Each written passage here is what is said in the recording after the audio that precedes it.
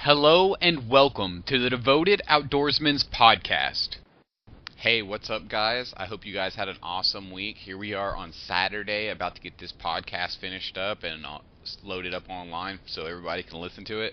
I just wanted to let you guys know that we are doing the giveaway on the Facebook page when we reach 1,000 likes. So share with your friends, share with everybody. Let's get the likes up going on the page.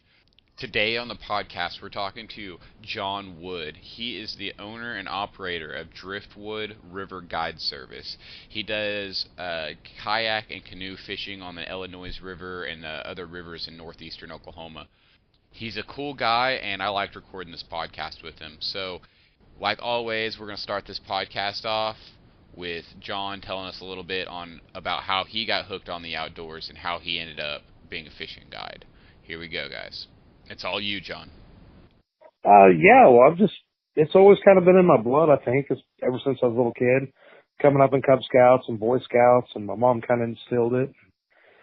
You know, ended up getting into backpacking right after high school and traveling around and working at Yellowstone and doing trail maintenance work and ended up, getting into rock climbing and trad climbing and traveling all over northwest Arkansas and down to the Wichitas and southwest Oklahoma, and just spent most of my days outdoors when I wasn't working.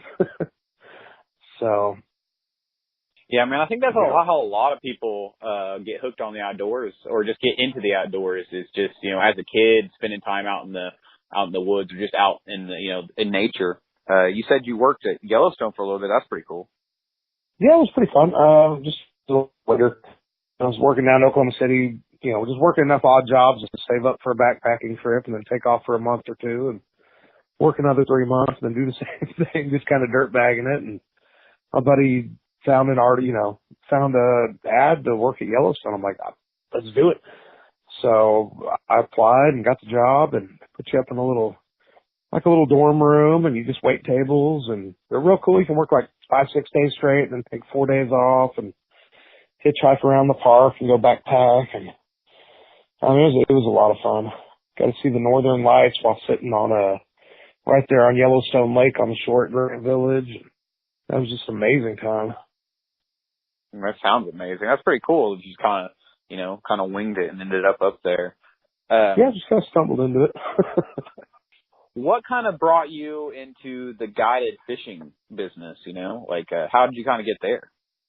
Well, I was with an Alaskan fisherman on a commercial boat and rock climbing a lot, and I ended up breaking my ankle in a fall, so I had to have surgery and decided to do something a little less extreme and got into fishing, got pretty obsessed with it. And after a couple of years, just posting tips on Facebook and stuff, I think the summer before last, I had like a dozen people ask me, like, do you guide trips? And I'm like, no, but maybe I should. So, we just kind of got stuff together during the winter at the slow time and got the gear together and a few extra boats and decided to just kind of do it as, something on the week. We're going to be out there every week. We're out there every weekend anyway. So if I can guide a trip on a Saturday, then, it pays for my gas to the river and for free on Sunday. So, and it's just a passion of mine. I like teaching people. We're always taking people out and showing them anyway. So why not, offer it to everybody? Yeah. So this season, this summer of 2017 would have been your first year, right? This is my first year. I think we did about a dozen or so trips with people, and it ranged from amazing to a little scary at times. So it ended up being a pretty good time. Yeah, I feel like that could be real stressful, being out, and especially like if you guys can't find the fish or whatever, that could be pretty stressful. Well, it's not too bad. We always found the fish. We had we had a younger couple come out, and they were in their early 20s, and they wanted to do a longer stretch. Usually I suggest like a 5-6 mile stretch, and they're really gung-ho on doing a wild, maybe an 8 or 9 all day stretch. And they got out there and they hadn't done a lot of kayaking, and his girlfriend was pretty young, and she was, fair skin, blonde hair, about 100 pounds. We went down a creek to get to the river, That's only about a mile or so. We got to the river, and she had already gotten a blister on her hand. So we doctored that up, and then about by noon, she was sunburnt. Even though we've been putting sunscreen on her all day, she got sunburnt, and then she was just tired, and then we hit a stretch with some wind. And we had to paddle for, a good quarter mile or so, just straight into the wind. I was like, let's just, blast her, get up by that cliff, we'll get a little break. And, I guess she was just wore out by then. And like around the next curve, she dumped. She hit the water. So I jumped in the water after her and got her to shore. And she was just in tears, scared to death. So we ended up towing her boat back, and I put her on the front of my boat and got her back safely. But it was, it was a pretty adventurous day, I'd say. Definitely. That's for sure. I bet either she had a really good time, after it happened, looking back at it, experience and everything. Either she had a really good time or she had a really bad time, but either way, Yeah. at least she was out. She was out, out in the wild. I was just glad we got her out safe. I gave them their money. I was like, don't even worry about it. That was not the funnest trip. But then we had some other trips, that guy, he wanted to bring his mom along. So they ended up just getting along and getting we had a great day. Me and the client just tore it up. We were just catching fish all day. We get to one hole and, we're figuring out we're having a little bit of trouble. We finally figure out where they're holding in there. And he catches about 3 or 4 out there, and he's like, let's let my mom fish. I was like, all right, yeah, let's get her over here, So she's having a little trouble casting, so we casted it out right where it needed to go. We're like, just push it through that hole. Sure enough, her first cast out, that rod just bends over, and the line just starts shooting out, the drag screaming, and she's got, a good 19-inch fish on. Biggest fish of the day, trophy smallmouth, her face just lights up. She's got the biggest smile on her face, and it was just one of those moments. I couldn't believe I was there for it. It was just amazing. It's something she'll probably remember her entire life, and he will too. And I mean, it was moments like that I really kind of wanted to guide for, just to be there for all that. Yeah, that's definitely what it's all about. Just getting people out there and seeing, how much they enjoy the outdoors and just what everything's going on. And I feel like that's definitely a big part of your job is, it's not necessarily all about a money thing or, the fish. It's just the experience that you're getting to spend time with these people for the first time fishing or the first time out on the boat or whatever it is. Yeah, I'm just giving them some skills to build on. And it's not about the money. I can tell you, if you're trying to go into guiding to be rich, it's not going to work out for you. I keep my day job. I do carpentry during the week. And, it basically just pays for my gas to get to the river and, keeping up with the equipment and all that. By the time you factor in all the tackle and the lunch, there's not really a big profit margin in it, but it really is about the love of it and just teaching people a little bit more so they can go out the next time and catch even more fish, every time they go out. So, what creeks or rivers do you guys guide on most? We usually do the Illinois River when we take clients out. It's got a lot of public access, and it's a real simple river. I mean, there may be a hair of class 2, here and there, but usually it's just a class 1 river, and it offers some fantastic fishing. There's just holes all up and down the river if you know where to look for them. And you can catch, on a good day, you can catch 50 fish. Most of them are going to be the smaller native Neosho smallmouth. They top out at about 14. So you're going to be catching a lot of 8, 9, 12-inch fish, But there's also some really big trophy smallmouth in there. They've stocked Tennessee strain down in 10 killer. And over the last decade, last 10, 15 years, they've been making their way up and interbreeding and moving way up that river. And we've caught some 18, 19-inch fish, clear up by the Arkansas border on the river. So they're in there. There's just not a whole lot of them. It's just one of those occasional perks. About once a month we'll catch a good 17-inch fish or something. Oh, it'll just surprise you when they bite. You'll be catching these fish all day and then all of a sudden, bam, that rod bends over and you've got just a beautiful fish on the other end. Yeah, there's probably a big difference in between, like you're saying, a 14-inch fish and like an 8 or 7-inch fish. So double what people are fishing for or catching basically all day, and then all of a sudden just one hits. I think it surprised a lot of people on the small fish how hard they fight. If you're used to catching largemouth in a lake all day, most of those people come out, they'll catch a 12-inch smallmouth in that current, and they'll swear they have a 3-4 pound fish on. They think they have this huge fish on to get it up, and they always have that look like that was causing all that fight. And I think it's just bred in their DNA. They're probably the fightingest fish pound for pound out there. So, what species of fish do you guys normally catch out there in the rivers? Is it mostly just smallmouth, or do you guys ever catch just, different, bonus fish of any type? We catch a lot of different stuff. We'll usually target the smallmouth, and along with that, different areas we'll catch spotted and largemouth as well. There's some great size spots and largemouth in there. And then a lot of times we'll go for some of the smaller fish too. Like we'll throw on some smaller tubes and go after some long-ear sunfish in the summer or some rock bass. And the long-ear sunfish is one of the prettiest fish in the state, in my opinion. It looks like something you'd see, swimming around a tropical coral reef or something. It's just a real bright, beautiful, especially in about June. They get the males turn real bright for the breeding season. And it's just a really pretty fish. And if you can find a little pod of rock bass, those are a lot of fun too. They're only 8, maybe 8 inches is a good size one. But they fight real hard too. You think you have a smallmouth on very easily. There's a whole variety of species in there. We'll occasionally catch, a sand bass or even a walleye. So, do you keep a record of the biggest smallmouth that you guys caught out there, or? Yeah. As far as me, I keep just my personal tally. We bring a measuring board and we use it on land, get an inch measurement and try to get a girth and figure out about how much they weigh. We try and bring in scales, but I always end up getting them wet and figure out a pair of scales. So we usually just measure real quick and release us. Try to get them back in the water as soon as we can.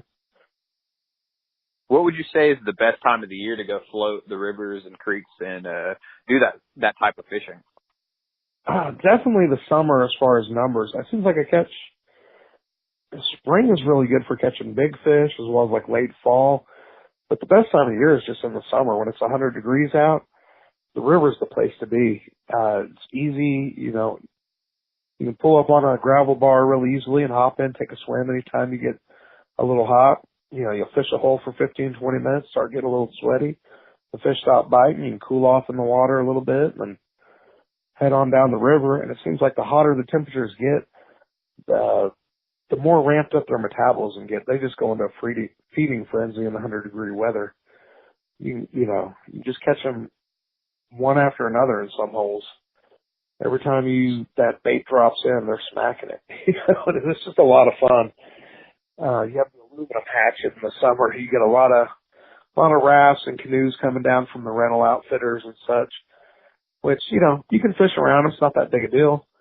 Occasionally they'll throw you a beer, so it's not the worst thing in the world. But if you're looking for a good quiet time and just, really getting in touch with nature, you can't beat going out there on a Monday or Tuesday, really taking advantage of the quiet out there.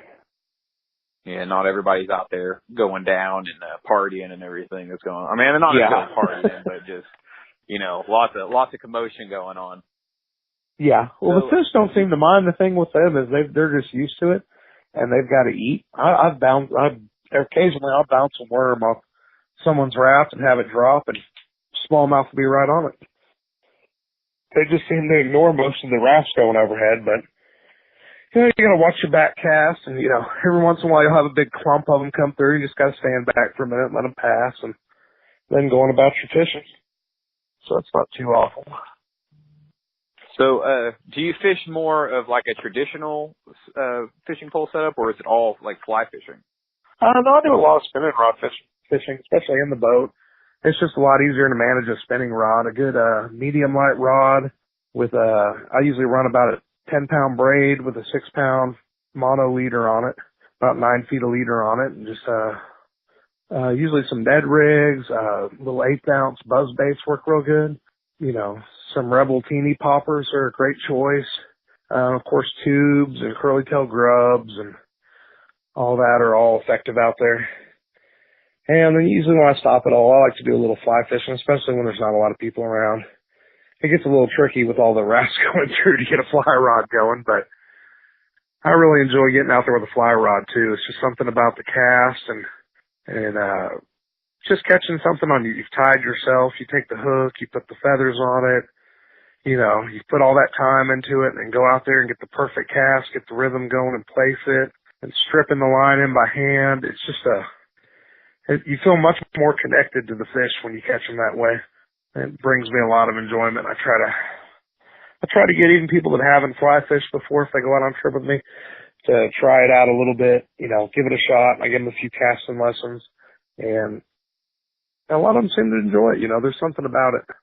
Yeah, for sure. I've tried to pick up fly fishing a couple times. I think I really just need to sit down at some point in time and just focus on it. But I've never really been very good at it. Yeah.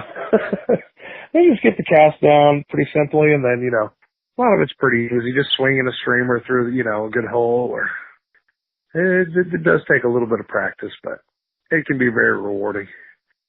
So where did you come up with the name for your guiding service? It's Driftwood Guiding Service, correct? Yeah. Well, my last name's Wood, and we were just trying to come up with something. We figured that would work.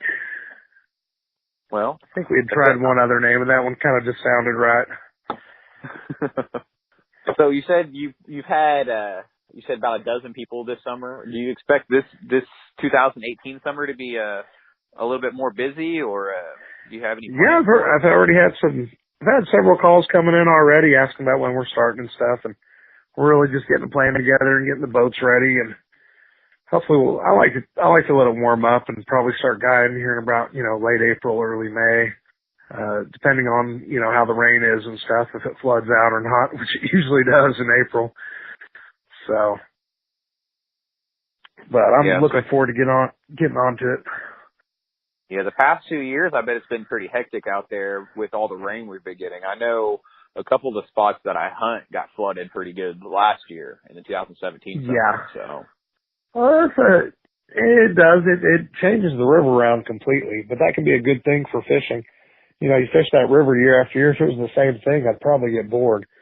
But we go out there every year, it's like fishing a completely different river. Some of the holes are, you know, in the same place, but they may have changed a little. Some holes just completely disappear.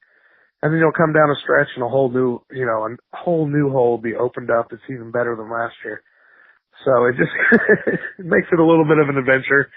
Those first month or two that we're out there, we're really just trying to get all the miles logged and see what's out there and what's going to be the good stretch that year. I mean, the year before last seemed like T-Vine to No Head was a real good stretch, and then this year it changed more to No Head to Todd seemed pretty productive, and then even Todd to Chota really got a lot better. So we end up fishing that one a lot. Do you prefer a kayak or a canoe when you're doing this type of fishing? Well, we actually use a little bit of a hybrid. We've been putting them in an Old Town Next, which is kind of a canoe kayak hybrid. You sit down low like a sit-in kayak. It's got the foot peg system and a backrest, and it's super comfortable, but it's only 12 foot long, a little narrower than a standard canoe at 29 inches. And you paddle it with a double-bladed paddle. But you have your storage and your open hole design of a canoe. That's really kind of the best of both worlds. You know, you give up a little bit of the storage space and a little bit of the agility of the kayak. It's a great beginner boat if someone's never paddled before or kind of new to it. It's really easy to manage on the river. And it just kind of depends on the day, too. Yeah. Depending on conditions, if there's a lot of wind, you'll go with more of a sit-in style or something lower in the water so it's not catching a lot of wind. But on a calm day, you know, I really like the Old Town, like Saranac 146.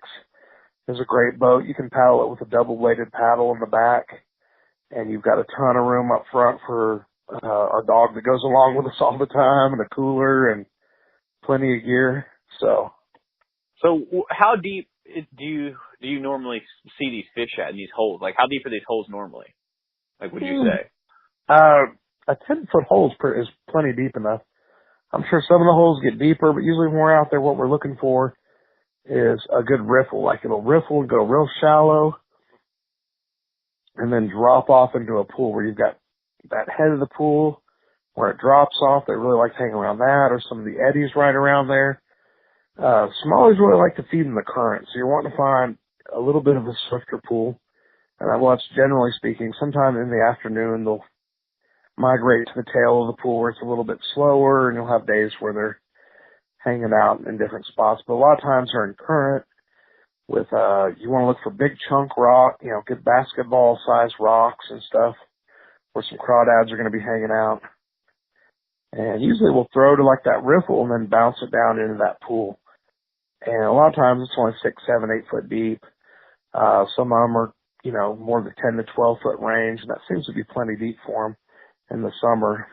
In the winter, we might look for a slightly deeper hole, but most of the time they're not much deeper than 15 feet on the Illinois. And the water's super clear on the Illinois, isn't it? Yeah, it's fairly clear. I mean, it's not the clearest water in North. I mean, if you get on a Spring Creek or some of the stuff in Missouri, you can see down 40 feet. And we went to the Jacks Fork last September, and some of those holes are 40, 50 foot deep. And, you're looking down, you can see 20, 30 feet down, and you see the tops of these huge house-sized boulders, and then it just kind of goes down from there. You're looking down 30, 40 feet and can see the bottom. It was really amazing. And the Illinois it's good, clear water. For the most part, there's a little bit of, chicken waste and stuff coming in from Arkansas, but it's definitely gotten a lot better over the last 20 years with the efforts of the Oklahoma Scenic River Commission and even GRDA stepping in right now. And they've been doing a really good job maintaining the gauges and the water, the water quality stations, the testing. And they're even stepping up the law enforcement in the area to cut down some of the party atmosphere, which is a big bonus for us fishermen. It's definitely the last few years there's a lot more rangers on the water, a lot more patrols, looking out for disorderly folks and keeping people safe. And I think it's going to make a difference in the coming years, and it's going to be a lot better fishery than it has been over the last decade. It's just going to continue to get better. Yeah, I think it's definitely a good idea that there are more rangers in that area now. That way we can kind of keep it as a family type atmosphere. And so people aren't getting a little bit too out of control. But, yeah, there's nothing wrong with having a few beers, but I've seen it get pretty wild out there at times over the years where, you've got guys walking away from their boat and their wife saying, I'm getting divorced and trying to walk home. Even people fighting with paddles and stuff. It can get really, really crazy out there. And it did get a little bit out of control. The state cut a lot of the funding for the Scenic River Commission. I think they were down at the end to about 3 rangers to work all week. So there were shifts where they had no law enforcement out there at all. They just didn't have an officer to put out there. And they just died kind of a slow death with the state cutting their funding.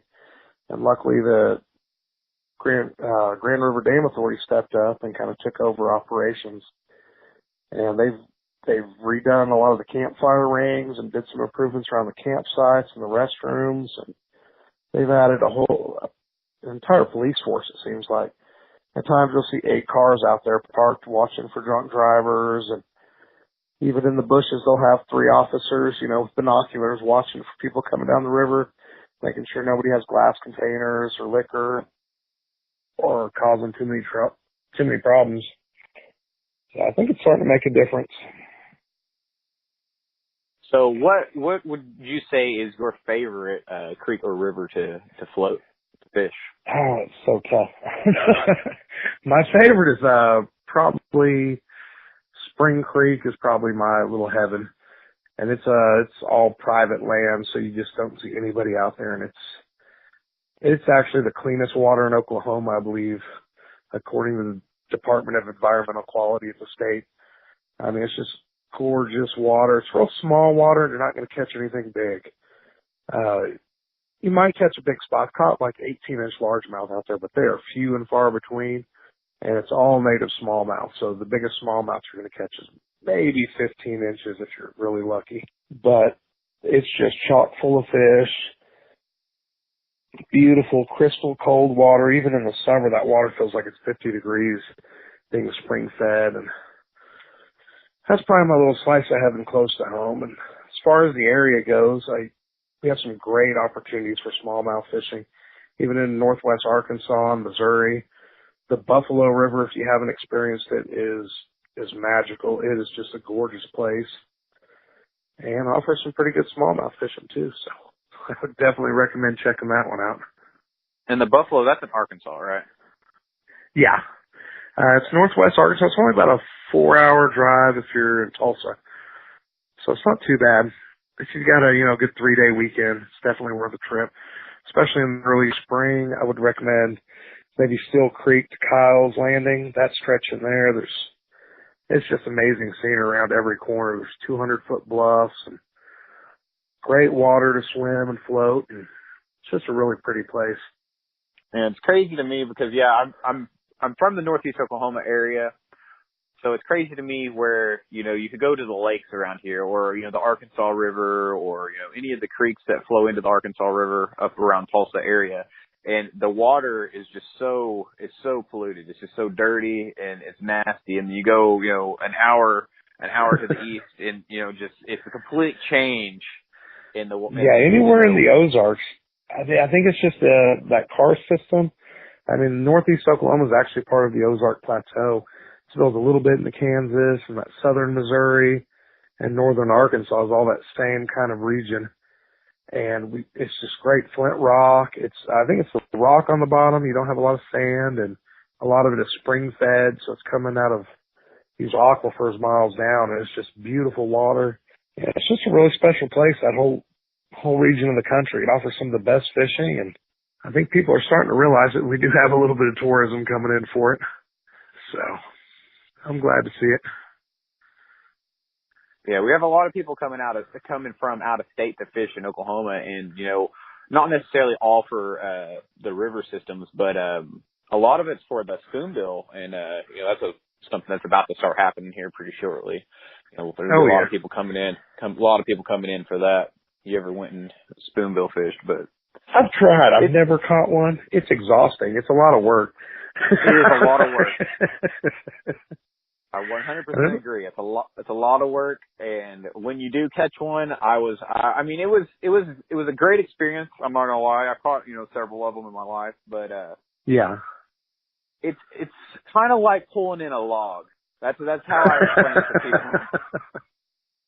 That's how I explain it to people. It's like you hook it, and you have a fish on the end, but you also feel like you're just pulling up something that's just giant, because it doesn't really fight back too much. It's not real aggressive. They're not real aggressive like like a bass would be, or a striper. But I definitely think it's something everyone should try at least once, especially if you're into fishing and stuff like that. Yeah, it was a fun time. We went out and took turns with the rod, and my buddy ended up catching one, but I struck out. And I was about wore out after about an hour of dragging that big weight across. I'm like, well, let's do something else. Exactly. Yeah. Well, do you ever venture into any of the lakes in Oklahoma, or do you mostly stay on the creeks and rivers? Most time I stay on the creeks and rivers. I've done a lot of lake fishing. I used to tournament fish with a club up in Owasso with Bass Nation, so we hit just about every lake in Oklahoma. And of course, Tin Killer is really pretty. I like Tin Killer a lot. And Gibson and Sky Tooker are some of my favorite. I actually live on the north shore of Keystone Lake, but I hardly ever fish it. So I don't know. I think we've lived out here over 2 years now and may have fished it 10 times. But there's just something about the rivers and that clear water, and it's a special place. It's lots of fun to just jump in that water, and you can see the bottom, and it's a lot of fun. There's something about moving water that just does it for me. Yeah, it's definitely something different, and I find it it's just amazing to me just how everything works there, and especially like you're saying in the Ozark area, it's just a complete difference from like what you're saying in, you live out by Keystone, and Keystone Lake is if you go swimming there with the wrong color swim trunks on, you're going to come back red. Yeah. Yeah, there is a little bit of mud and sediment in the water. But there are some good days out here for sand bass and striper. We've had some great weekends out here. We'll just tear up some sand bass, and then every once in a while you get a nice striper out of the lake too. So you can't beat that. Those are fun days. Yeah, if you guys if anyone wants to book a trip, just look us up on Facebook at Driftwood Guide Service, or Driftwood River Guide Service, excuse me. And just send us a message and we'll get back with you. And there's a phone number on there you can reach us, or just give us a shout and we'll get you on the water. We'll work something out. Well, I appreciate you taking time out of your evening to come and record this podcast with me. I think everyone's going to enjoy kind of listening to it. So I hope you guys enjoyed today's podcast. I had a great time recording it with Jon. Like always, if you guys will go check out the Facebook page and the YouTube channel, that would be awesome. Give us a like and subscribe. With all that being said, I hope you guys have a great weekend and a great next week. See you guys next Saturday for another podcast. The Devoted Outdoorsman logging off.